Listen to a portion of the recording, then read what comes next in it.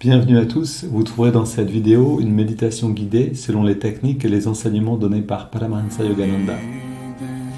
Ces enseignements sont basés sur des vérités universelles et n'appartiennent à aucune religion en particulier. La tradition yogique dont ils sont issus les met au service de l'humanité tout entière. Si vous voulez profiter pleinement de cette expérience, prenez le temps de passer par chacune des techniques guidées ici. Elles permettent tout ensemble de mieux goûter à ce que l'on appelle l'état de méditation. Cette vidéo contient également une technique de préparation à la méditation appelée Yogoda, qui sert à la fois à nous recharger en énergie et à développer la perception de celle-ci. Pour apprendre cette technique, ouvrez la liste de lecture « Apprendre Yogoda ». Selon la tradition transmise par Yogananda, un chant précède immédiatement la méditation afin d'orienter nos pensées et nos sentiments vers une fréquence propice. Pour sauter cette introduction la prochaine fois ou pour aller directement au début de la méditation guidée, voyez les repères indiqués dans la description de la vidéo ou dans la barre de lecture. Si vous appréciez le contenu de cette vidéo, vous pouvez nous aider en vous abonnant et en ajoutant un pouce. Ananda Francophone vous souhaite une belle méditation.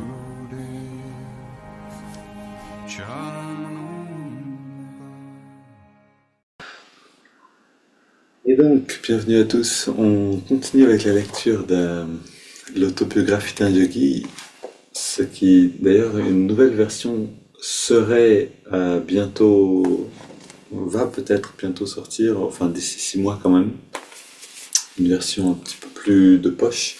Mais celle-là, c'est la version donc c'est la version originale de l'autobiographie d'un yogi, c'est-à-dire que c'est la traduction de la première édition, donc celle qui n'a pas été ensuite modifiée.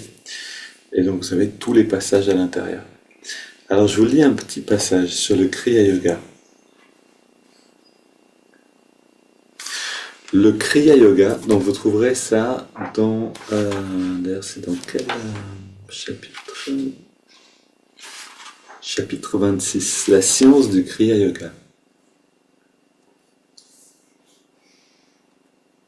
Le Kriya Yoga est 2 fois mentionné par l'ancien sage Patanjali, le plus éminent représentant du yoga, qui écrivit le Kriya Yoga consiste en la discipline corporelle, le contrôle mental et la méditation sur Om. Patanjali parle de Dieu comme du véritable son cosmique de Om entendu en méditation. Om est le verbe créateur, le son du moteur vibratoire. Même le néophyte de la pratique du yoga ne tardera pas à entendre en son intériorité le merveilleux son du Om. Étant gratifié de cet encouragement spirituel bienheureux, le fidèle reçoit l'assurance d'être véritablement en contact avec les sphères divines. Patanjali en réfère une seconde fois à la maîtrise de la force vitale ou technique du Kriya. En ceci, 2 points, la libération peut être réalisée grâce à ce pranayama auquel on accède en disjoignant le cours de l'inspiration et de l'expiration. Oui, c'est un passage en effet des Yoga Sutras qui est un petit peu mystérieux. Et Yogananda explique que en fait Patanjali parle exactement de la technique du Kriya Yoga qui est enseignée par Yogananda à la demande de Babaji. Je continue un peu. Saint Paul connaissait Saint Paul, donc Saint Paul qui apparaît dans les évangiles. Saint Paul connaissait le Kriya Yoga ou une technique très similaire, par laquelle il parvenait à orienter les courants vitaux vers les sens et à les en soustraire. Il lui était donc possible de prononcer, de dire « Par notre gloire que j'ai en notre Seigneur Jésus-Christ, je meurs de jour en jour. » Corinthiens 15, 31. Retirant journellement sa force vitale corporelle, il l'alliait par l'union du yoga à la gloire de la conscience christique. En cet état de félicité, il était conscient de mourir au monde illusoire des sens de Maya.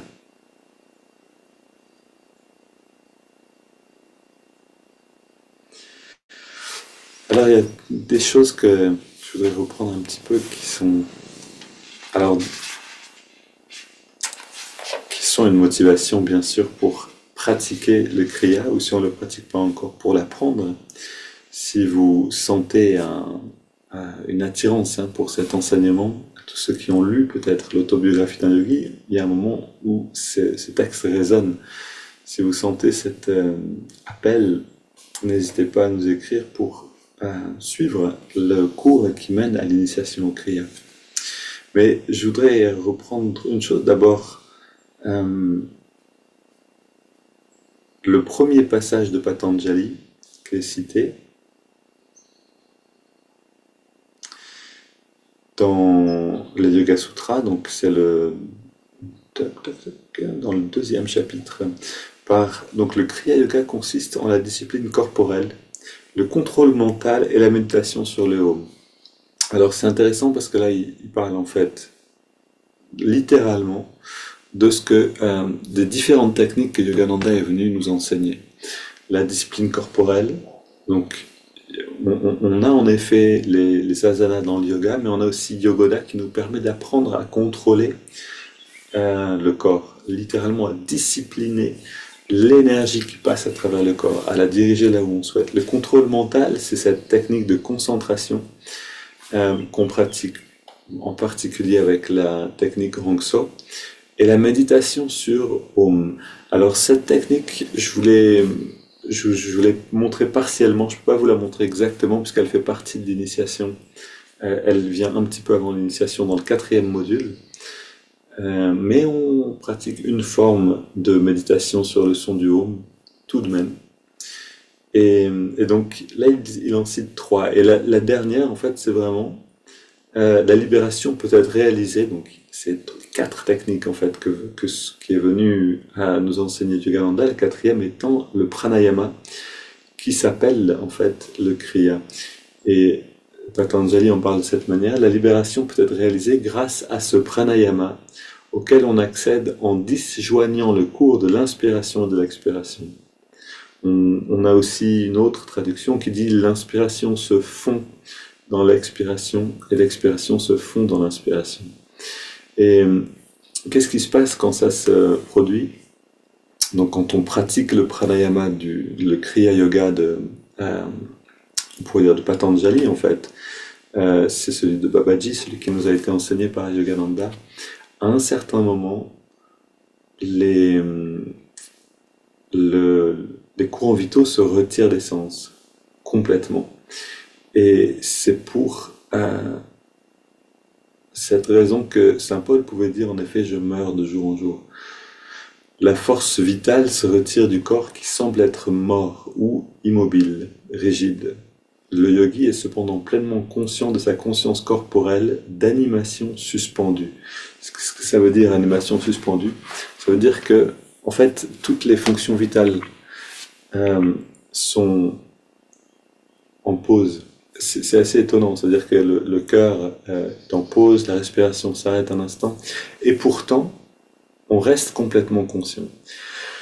C'est comme si on mettait l'existence physique en pause et on est sur le plan astral. Alors j'en parle de cette manière, moi j'en fais pas l'expérience tous les jours, hein. Je vous dis les choses telles quelles. Par contre, ce qui peut venir, c'est simplement des moments où je me rends compte que quelque chose s'est produit. C'est un petit peu comme vous méditez et tout d'un coup, vous êtes conscient qu'il y a quelque chose qui a changé au niveau du... C'est comme si le temps n'était plus linéaire. Vous savez, vous êtes conscient de l'instant, vous êtes encore conscient de l'instant. Tout d'un coup, il y a quelque chose qui est plus là. Et vous êtes conscient de l'instant, vous êtes conscient de l'instant. Donc ça, c'est les premières expériences, on pourrait dire, vraiment d'une méditation plus profonde. En tout cas, c'est celle... les premières que j'ai eues, disons, c'est, voilà, on est conscient que le temps n'est plus tout à fait aussi linéaire. Il y a quelque chose qui Vous savez, c'est comme mettre le doigt dans le rouage du temps. Et la conscience, tout d'un coup, se libère euh, de ce mécanisme, en fait, de l'emprise du temps. Et c'est Sainte Thérèse d'Avila qui en parle en disant, quand elle arrive dans cet instant-là, elle ne sait plus dire si le corps respire ou non. Et c'est un peu différent de quand on est là et qu'on retient la respiration de manière volontaire, on sait que le corps ne respire plus. C'est différent parce que la conscience est libérée du corps. Et libérée, ça veut dire qu'elle n'est plus seulement identifiée au corps et donc on ne peut plus dire si le corps respire ou non. C'est seulement si quelqu'un qui est à côté de nous pouvait en fait nous observer pendant cette pratique-là et pourrait regarder, comme vous le trouvez dans l'autobiographie d'un yogi, quand Yogananda voit son maître pratiquer donc ce retrait total de la conscience, son maître, Swami Shri Yukteswar, s'allonge dans son lit et ronfle abondamment, d'après Yogananda, donc dort et ronfle. Puis à un moment, son ronflement s'arrête. Et à ce moment-là, Yogananda s'inquiète, donc le jeune Mukunda, et va voir et voit que pas de battement du cœur, pas de respiration, et à ce moment-là, son maître revient pour le rassurer. Et il y a un petit passage qui est assez rigolo. Mais donc cette aventure s'est passée aussi dans la vie de Swami Kriyananda. Swami Kriyananda, ce disciple de Yogananda, qui a créé les communautés Ananda. Et un jour, donc il était assez âgé, il voyageait beaucoup, il avait une infirmière qui l'accompagnait pour l'aider, s'occuper de lui, et puis il avait cette toux constante, hein, il avait vraiment des problèmes de poumons à ce moment-là. Il toussait constamment. Et puis un jour, donc il se retire pour méditer. Son infirmière reste de l'autre côté dans une autre pièce, mais pas trop loin, toujours pour être présente. Et puis tout d'un coup, elle entend que Swami ne tousse plus. Et donc elle s'inquiète, bien sûr, qu'est-ce qui se passe? Donc elle va voir discrètement et elle se rend compte qu'il ne respire plus. C'est-à-dire qu'il est dans cet état de liberté, en fait. Hein. Liberté, c'est-à-dire la conscience n'est plus isolée, n'est plus séparée, n'est plus confinée, vraiment c'est le mot, au corps. D'ailleurs, quand Swami Kriyananda a dû mettre un pacemaker, donc quelque chose qui fasse battre le cœur constamment parce que son cœur était fatigué, sa préoccupation n'était pas est-ce que mon cœur va battre, mais est-ce que mon cœur va pouvoir s'arrêter. C'était la question qu'il posait au docteur. Il était un peu inquiet du fait que son cœur ne pourrait alors plus s'arrêter de battre.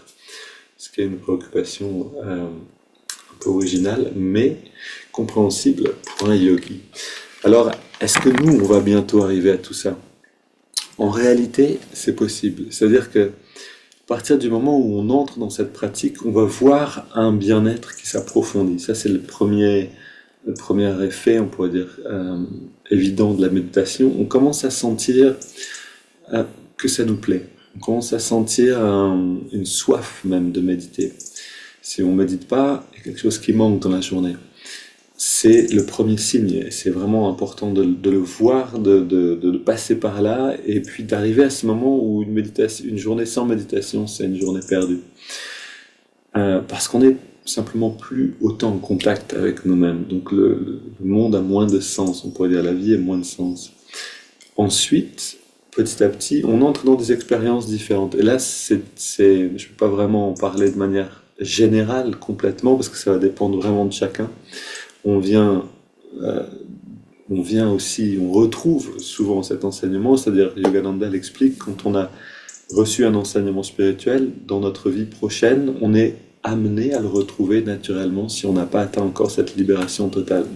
Et donc pour beaucoup d'entre nous qui sommes là et qui trouvons cet enseignement, la question c'est est-ce qu'on le trouve ou est-ce qu'on le retrouve? Est-ce que ça se passe de manière fluide, facile? Est-ce que c'est en fait quelque chose qui était censé revenir maintenant dans notre vie? Ou est-ce que c'est une découverte, une première découverte? Et donc, chacun ayant son bagage, déjà sa pratique, son héritage propre, hein, donc les états de conscience viennent de manière très personnelle. Il y a des témoignages, j'ai reçu des témoignages de personnes qui font le cours et qui participent au cours en ligne pour aller vers le Kriya, et puis au bout même du premier module, euh, elles me, elles me témoignent d'états en fait de méditation très avancés sans le savoir. Elles me disent simplement, ben voilà, je suis étonné, il y a ça et ça qui se passe, est-ce que c'est normal?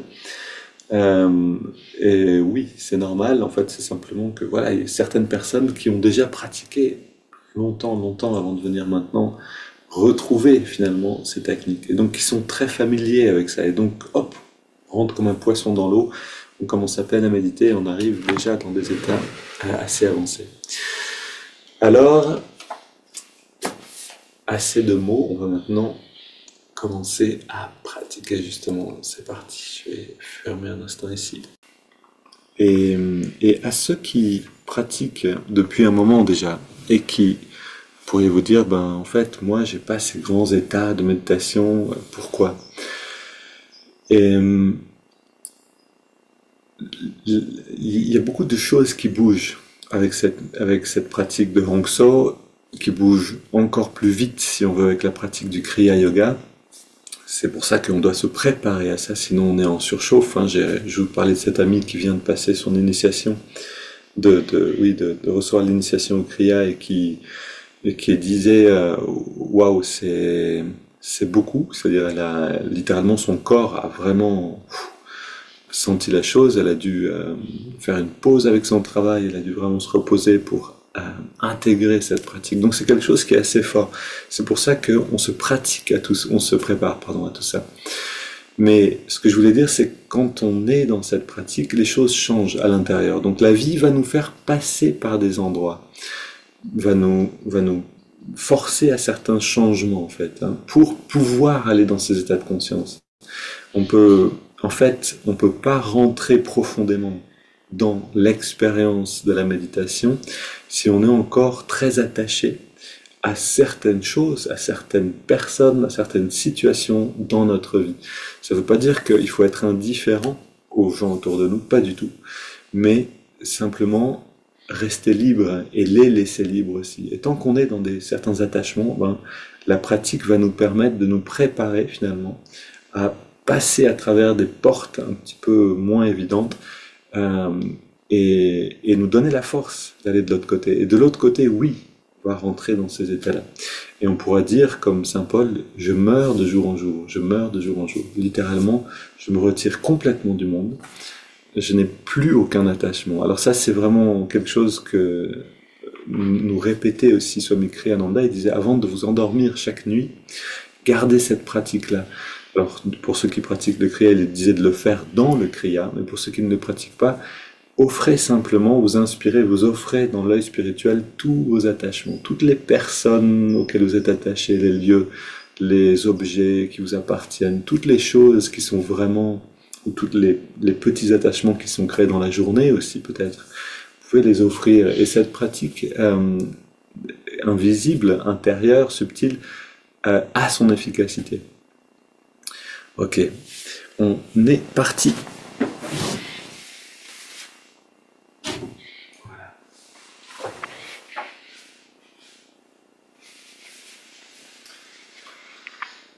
Ô Esprit infini, recharge notre corps avec ton énergie cosmique, notre mental avec ta concentration et ta détermination, notre esprit avec ta sagesse et notre âme avec ta joie toujours nouvelle.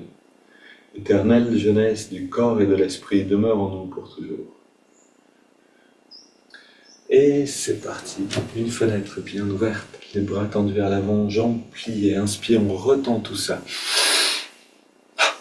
On retend les jambes, les bras, on contracte les muscles le plus possible. Et on devient conscient de l'énergie qui vient remplir les muscles. Ici, les mollets. Rappelez-vous de ce que disait Patanjali, donc pour aller dans cette liberté intérieure, on a besoin d'apprendre la discipline corporelle, ce qu'on est en train de faire ici, la concentration, c'était un autre mot, mais c'était ça, et l'écoute du son du Om. Contracte avant-bras mollets, puis cuisse, biceps. Et alors ne pensez pas que là on est juste en train de pratiquer une discipline corporelle, mais non, on est aussi en train d'apprendre à se concentrer. On s'entend bien chaque contraction, en les vivant profondément, et on est en train aussi d'écouter, c'est-à-dire de ressentir la réalité de l'énergie. Et là, on se rapproche beaucoup de la pratique de l'écoute du son du Om.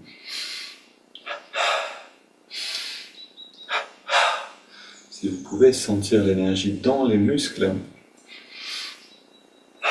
vous êtes déjà très proche de cette perception de ce qu'on appelle le son cosmique.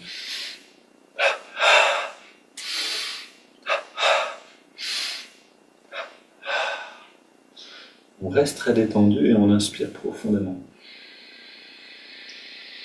On garde l'air dedans un instant, on relâche tous les muscles et on expire par la bouche.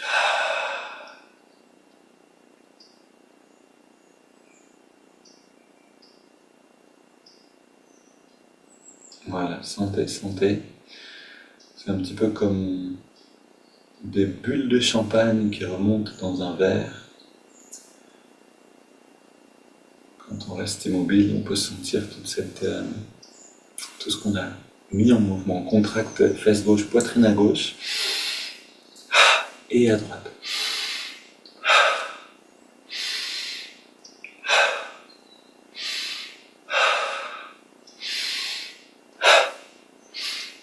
Et on relâche. Maintenant le bas du dos à gauche et à droite. Voilà, et allons dans l'expérience. À chaque fois qu'on contracte un muscle, on crée un courant d'énergie qui va vers ce muscle-là. Pour ceux qui aiment se baigner dans une piscine, dans une rivière, ce courant il est comparable à un mouvement sous l'eau, quelque chose d'assez similaire. On essaie de sentir ce mouvement-là.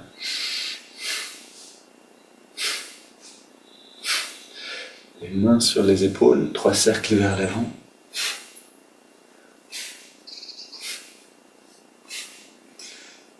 Et on contracte le cou tout entier. À gauche et à droite. Puis la nuque. En redressant la tête. On contracte le cou, on fait des petits cercles dans les deux sens. Puis grand cercle détendu.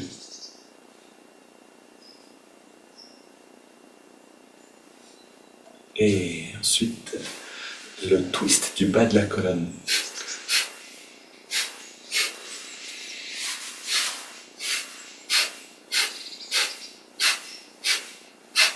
Pourquoi Yogananda nous demandait ou conseillait en tout cas, de pratiquer tous les jours Yogoda? Alors, une des raisons, on la trouve dans l'autobiographie d'un yogi, c'est que on remplit le corps chaque jour d'énergie. Et c'est l'énergie en fait qui va nous permettre de rester en bonne santé. Il y a une phrase à un moment dans l'autobiographie, je crois, ou peut-être dans un autre texte, mais à un moment Yogananda dit: n'ayez pas peur des bactéries et des virus, des microbes. Un corps suffisamment électrifié pourra se défendre de tout ça. Donc il y a une raison simple aussi. Cette raison, c'est la santé, bien sûr. Alors, vous pouvez voir pour vous-même, ceux qui pratiquent régulièrement, vous avez des petits soucis qui peuvent disparaître. Ou simplement arrêter de tomber malade. Ok, on tapote sur la tête. Et l'autre raison, pourquoi pratiquer tous les jours? Parce que quand on veut apprendre à marcher, par exemple, un bébé qui apprend à marcher, il ne va pas le faire juste le lundi, puis le jeudi, puis le dimanche. Il le fait tout le temps en fait. Il essaye constamment de se redresser. Dès qu'il a assez d'énergie, de volonté, de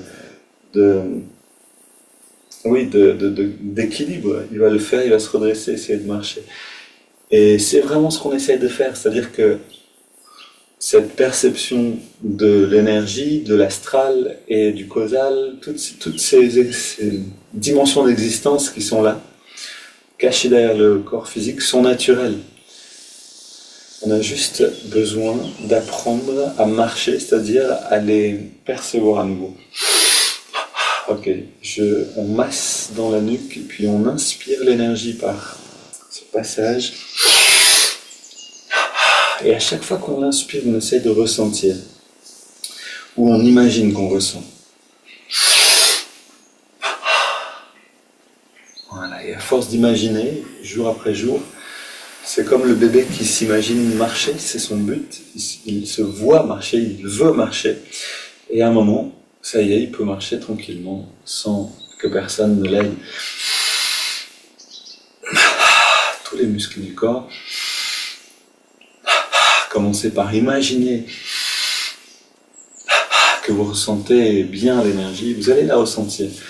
Si vous restez déterminé, consistant, vous allez le ressentir. On continue avec le pied gauche et on relâche le pied droit et on relâche. Un courant qui vient jusque dans le mollet gauche et on relâche. Mollet droit, on relâche. Cuisse gauche, cuisse droite. On relâche à chaque fois. Fesse gauche, fesse droite, bas du ventre, haut du ventre. Avant-bras gauche, avant-bras droit. Biceps à gauche et à droite. Poitrine à gauche et à droite. Le cou, chaque côté. Puis on contracte le pied gauche et on ajoute le pied droit. On garde, on ajoute mollet gauche, mollet droit, cuisse droite, fesse droite, bas du ventre, avant-bras gauche, avant-bras droit, biceps à gauche et à droite. C'est presque un rap. La poitrine double inspire tous les muscles. On contracte jusqu'à sentir que les muscles vibrent. On relâche le cou, la poitrine, les biceps, les avant-bras, le haut du corps, le haut du ventre, le bas du ventre. Fesse droite et gauche. Cuisse droite et gauche, les mollets et les pieds. Ok, une double inspire maintenant. Tous les muscles. Encore une fois. Dernière. Faisons-le une dernière fois encore, mais vraiment fort, progressivement. Tous les muscles, on fait vibrer tout ça. Et maintenant, on se détend complètement, on se retire complètement du corps physique. On inspire lentement, on garde l'air dedans, on relâche encore plus les muscles et on expire par la bouche. On ressent ce petit moment qui vous donne un avant-goût de la marche, c'est-à-dire de pouvoir vivre dans le corps d'énergie à volonté.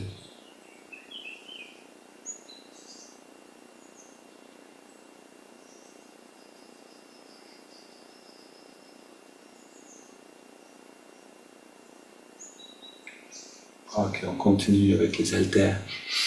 Vivre dans ce corps d'énergie, c'est un bien-être constant. C'est aussi une perception largement plus fine de nous-mêmes et de ce qui nous entoure. C'est aussi une source d'inspiration constante. Parce que quand on est conscient de l'énergie, elle circule beaucoup mieux. Et quand il y a un blocage, on peut le percevoir directement. On n'est plus obligé d'aller chercher dans le corps physique et d'aller essayer de comprendre d'où vient la chose. On voit directement, très proche de la source en fait, quand ça bloque quelque part. Et là, on peut agir plus facilement.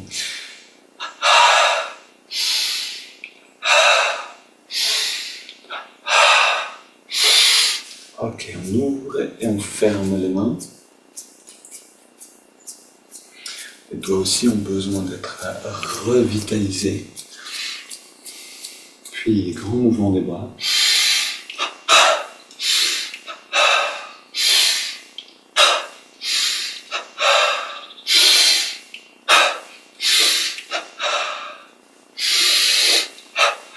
Soulève un poids. Bras tendus. Plus on met d'intensité dans le mouvement, et plus on sent de bien-être.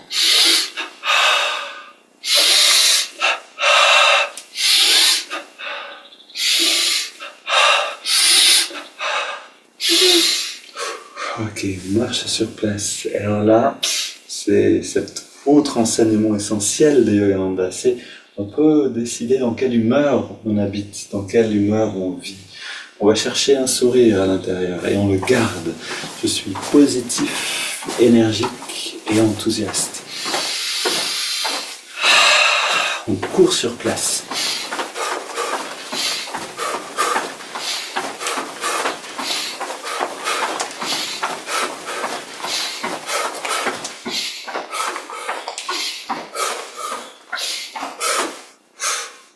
Pied gauche devant.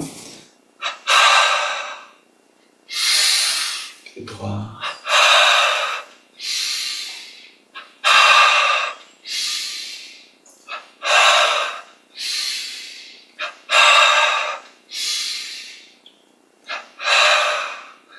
On soulève derrière. On relâche devant.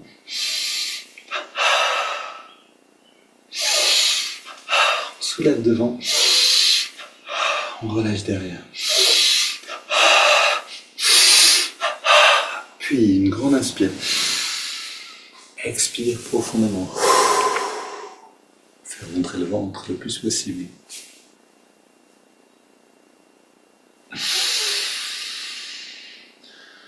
Inspire, expire. Faire rentrer et sortir le ventre. Et encore une.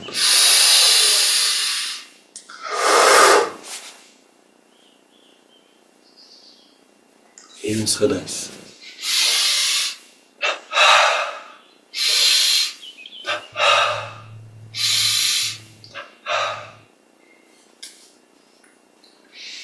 Voilà, gardez les yeux fermés si vous pouvez. Et voyez la différence, comment est le corps maintenant et surtout, qu'est-ce que vous percevez.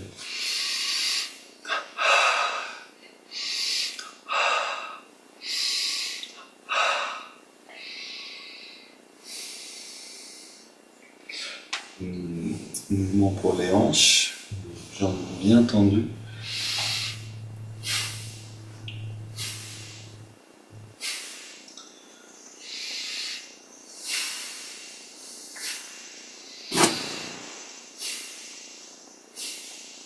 Puis deux pieds sur le sol, les bras tendus vers l'avant. Inspirons, on amène les mains vers nous-mêmes en restant détendus. Expirons, on ramène les mains vers l'avant en restant détendu. On veut sentir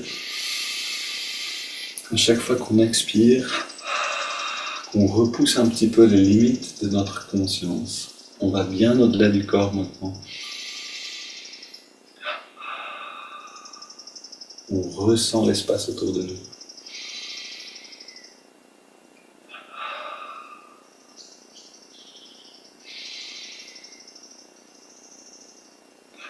Vous savez, quelquefois on sent quand quelqu'un nous regarde. On n'a pas vu que la personne nous regardait, mais on sent que quelqu'un nous regarde, on se retourne et on voit que c'est vrai. C'est cette conscience-là qui est naturelle, mais juste un peu subtile. Maintenant, on la fait grandir. Elle devient plus large, plus fine.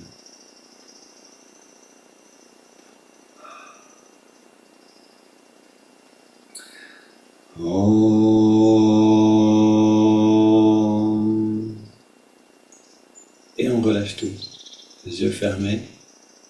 On prend un bain de bien-être.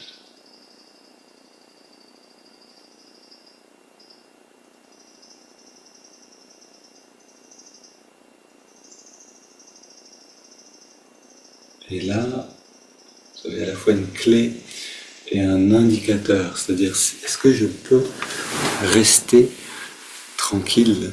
Est-ce que quand je reste immobile et je ferme les yeux, je m'intériorise, est-ce que je peux me sentir bien? Si je peux pas me sentir bien, donc ça va être très difficile de méditer, et c'est simplement qu'il y a encore de l'agitation à l'intérieur qui a besoin d'être brûlée. Donc pour certains, faire une fois Yogoda va suffire, pour d'autres, il faut plus de mouvement, plus d'efforts physiques pour arriver à ce bien-être. Alors heureusement, il y a aussi les asanas, donc les postures de yoga qui permettent aussi de bien Étirer, calmer le corps.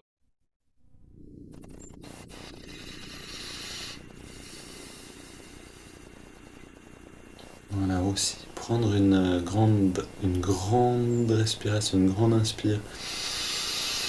Naturellement, on redresse le dos, le remet dans la bonne direction, bonne position, puis on reste bien redressé, on reste très détendu. Et on entre dans le cœur, on entre dans la zone vraiment de la poitrine avec l'attention.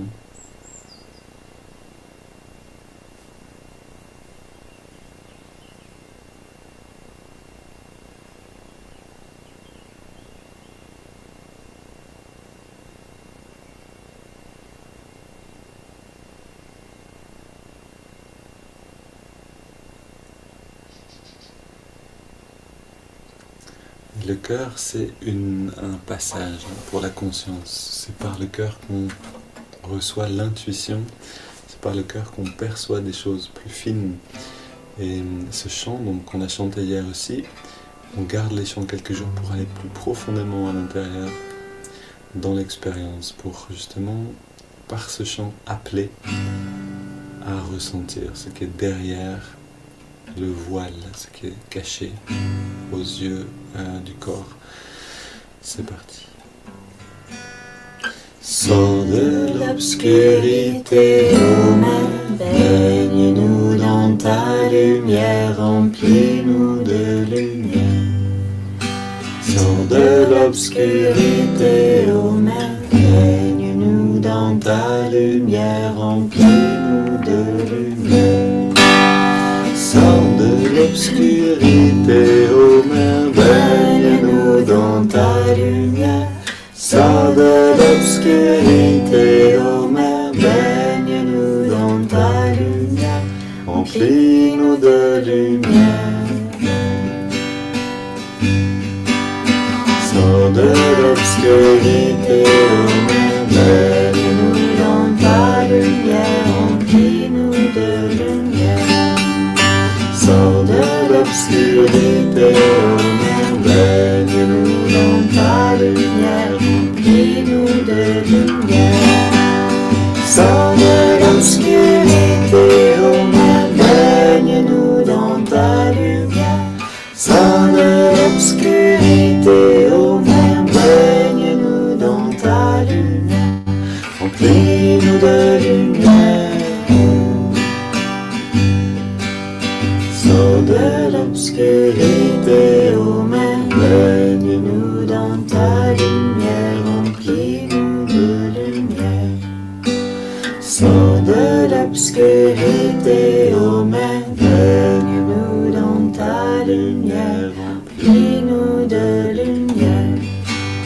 Sors de l'obscurité, ô mer, baigne-nous dans ta lumière. Sors de l'obscurité, ô mer, baigne-nous dans ta lumière, remplis-nous de lumière. Remplis-nous de lumière. Remplis-nous de lumière.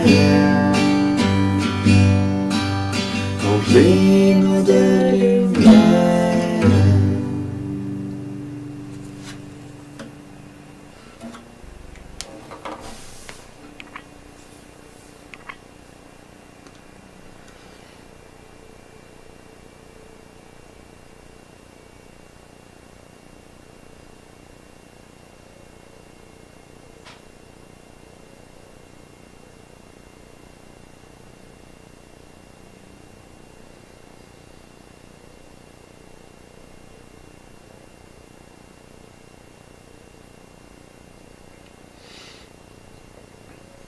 Alors, est-ce qu'on peut sentir cette lumière? On s'attend souvent à voir de la lumière comme les phares de nos voitures. Cherchons plutôt dans un sentiment, un pétillement, une présence du corps, des cellules.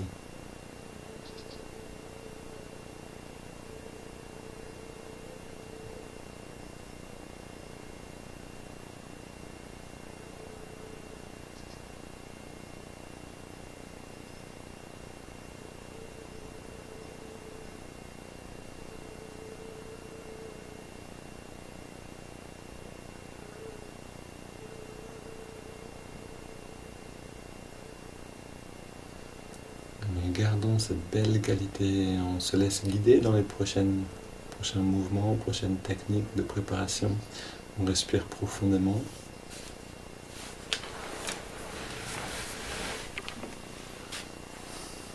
Et sur la prochaine inspire, on entrelace les doigts au niveau de la poitrine. Expire, on pousse les mains vers l'avant, on arrondit bien le dos. Inspire, on étire le dos vers le ciel. Expire, on se penche vers la gauche, on sent l'étirement à droite. Inspire, on réétire au centre. Expire, on se penche vers la droite. Voilà, on défait un petit peu des nœuds, des endroits où l'énergie passe moins bien. On libère la colonne. Inspire au centre, expire, on se tourne vers la gauche. On pose les mains et on va loin dans la rotation.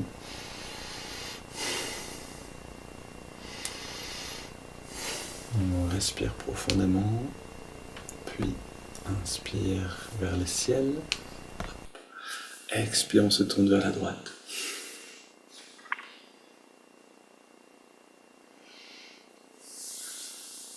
Et retour au centre, on pose les mains derrière, on se penche un petit peu vers l'arrière, on ouvre la poitrine en respirant profondément. Sentir l'écartement des côtes. Puis on revient au centre, les mains sur les cuisses, paume vers le ciel, très détendu, dos redressé, les yeux fermés, regard légèrement dressé. On prend nos 20 respirations profondes.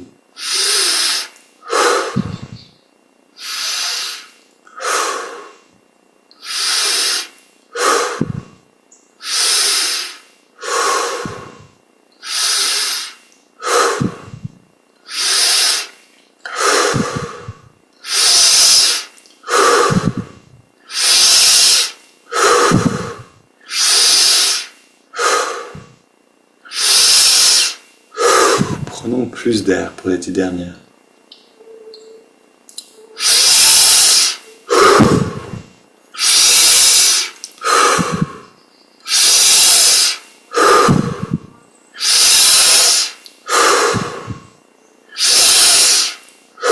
Cinq dernières, on veut saturer le corps en énergie et en oxygène.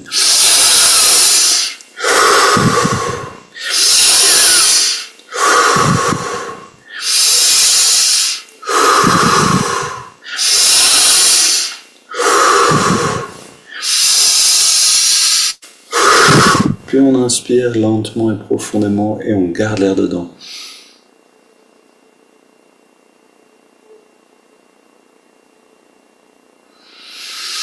On retient l'air, on se détend complètement, poumon plein. Comme si on entrait dans la pesanteur. Le corps est complètement relâché et on laisse l'air sortir sans faire d'effort. Puis on s'arrête simplement de respirer. Et on ressent.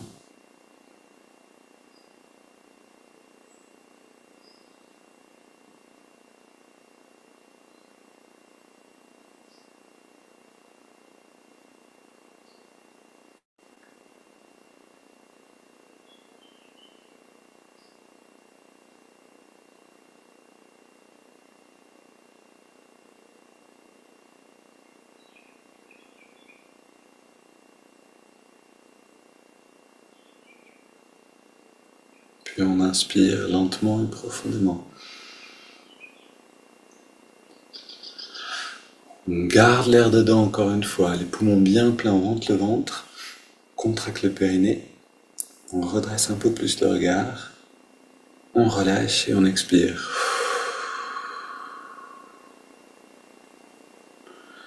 Laissons le corps respirer de lui-même.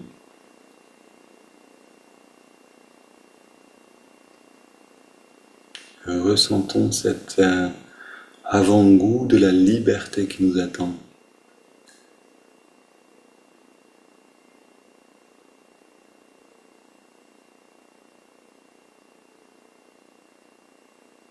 Swami Kriyananda a dit la liberté, c'est ce qui se recherche soi-même. plus on va vers l'intérieur, dans ces sensations, dans cette perception, dans cette expérience, non pas seulement une croyance, mais une expérience qu'on peut se prouver en fait. On peut atteindre cette expérience, on peut la faire chaque jour, on peut répéter. C'est pour ça que on parle de la science du yoga, parce que c'est quelque chose, on peut se prouver à soi-même, on peut en faire l'expérience, répéter cette expérience à volonté ensuite.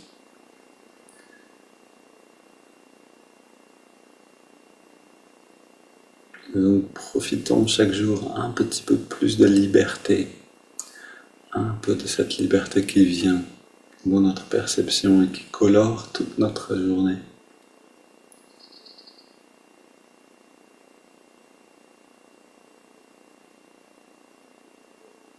Puis une double inspire par les narines.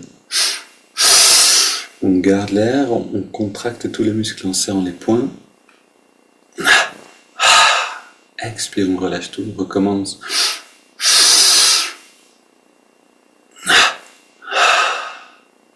Encore une.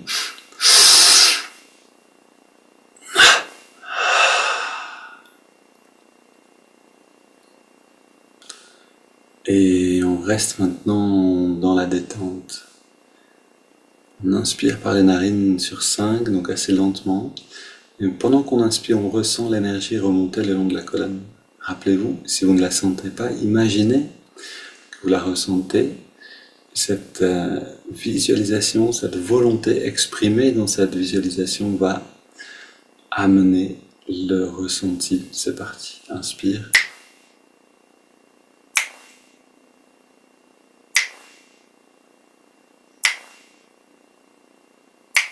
On garde l'air dedans et on sent l'énergie qui vient dans le lobe frontal.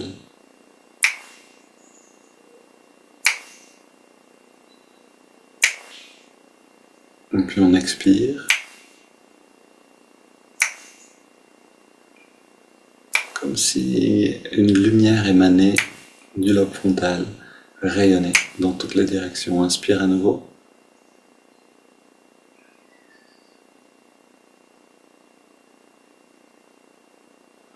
On garde.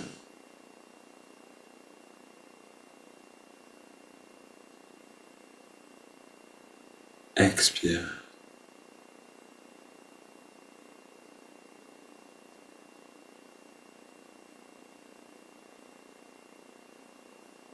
Inspire.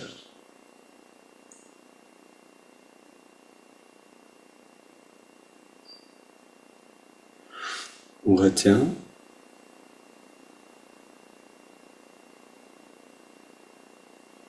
Expire.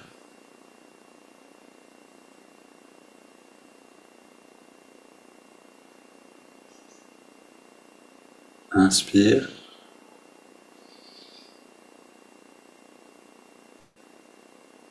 Garde.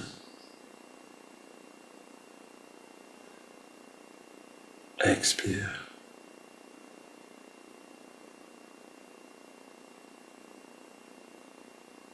On prend maintenant une grande inspire. Puis on laisse le corps respirer de lui-même. Par les narines, mais sans aucun contrôle.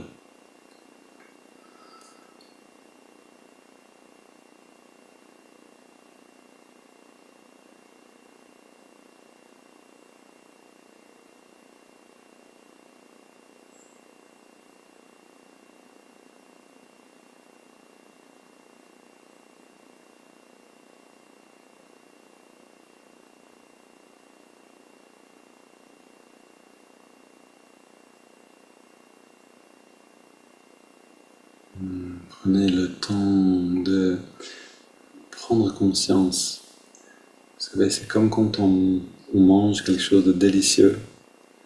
Si on mange ce plat ou ce dessert délicieux en marchant, en parlant et en pensant à des choses, on va à peine le sentir. Pourtant, on l'aura mangé.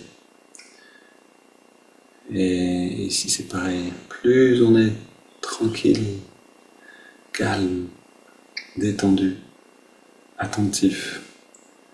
Et moins on aura besoin de techniques pour atteindre une, une conscience large.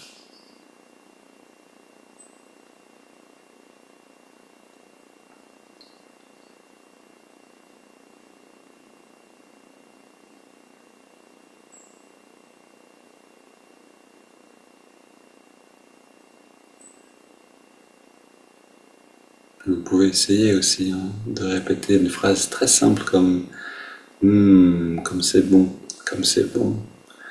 Juste ce genre d'affirmation très simple et voir le bien-être qui s'approfondit.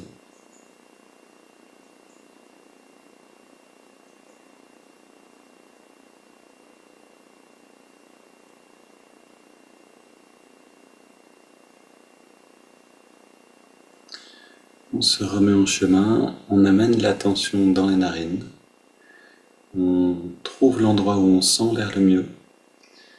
Et à cet endroit, on ressent la fraîcheur de l'inspire et la tiédeur de l'expire.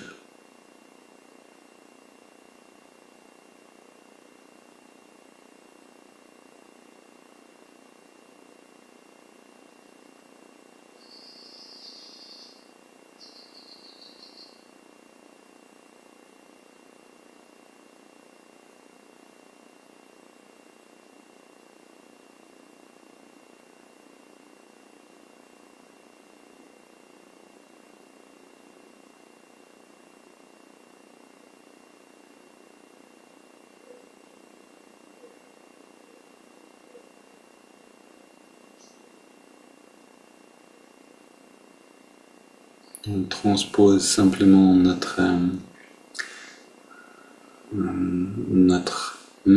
comme c'est bon sur la respiration elle-même.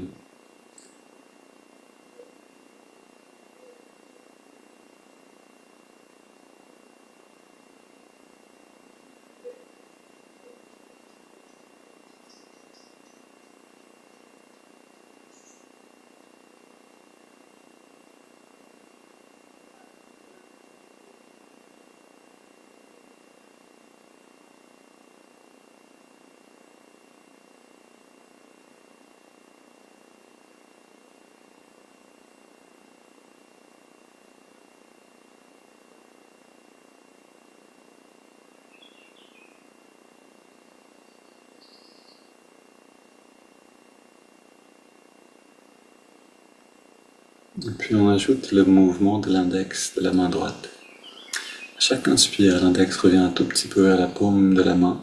À chaque expiration naturelle, on relâche complètement l'index. Et en même temps, on détend tout le corps un peu plus.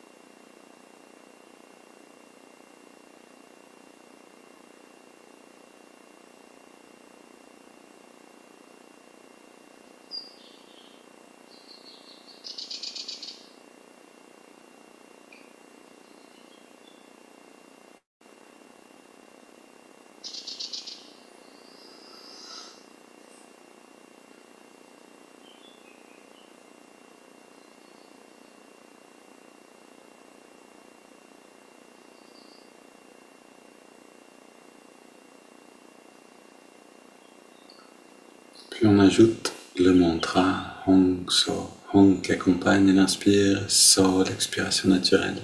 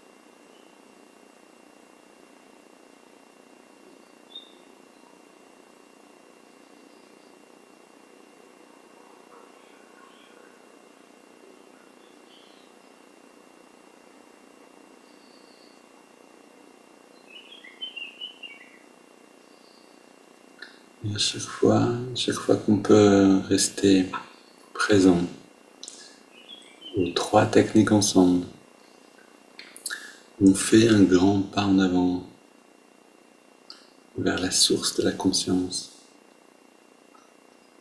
Essayons de faire quelques pas.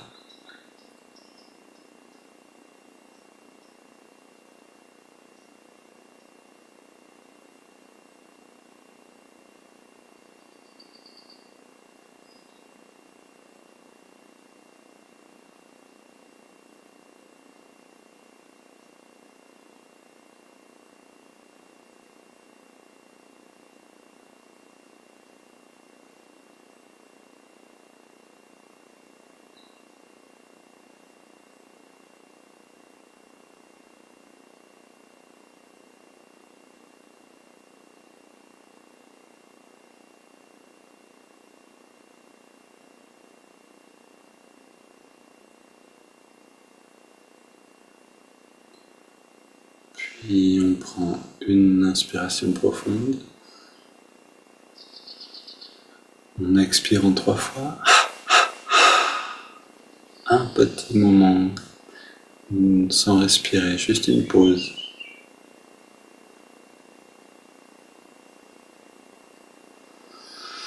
Puis on laisse l'air revenir naturellement, le corps respire de lui-même. On abandonne toute technique, tout effort.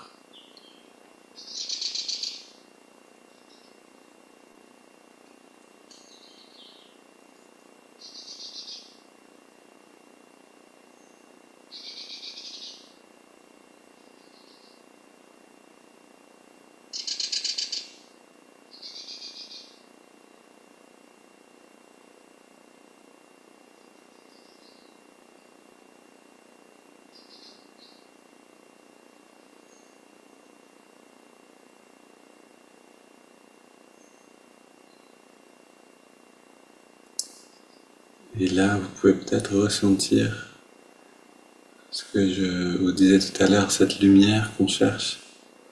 Elle est avant tout dans les cellules, comme une joie tranquille. Si vous la ressentez, laissez-la grandir, déborder au-delà du corps. Ça se fait tout seul en observant.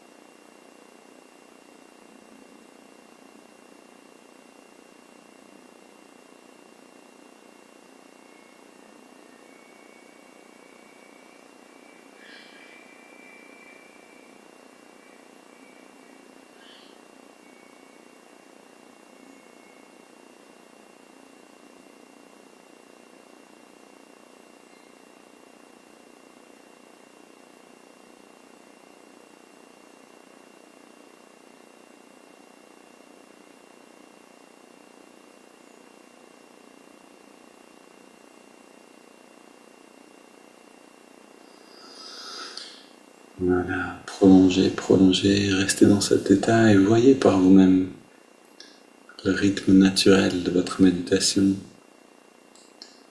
Quand l'état se dissipe, alors lentement emmenez le bien-être dans la journée. Je vous souhaite une belle journée à tous, on se retrouve demain.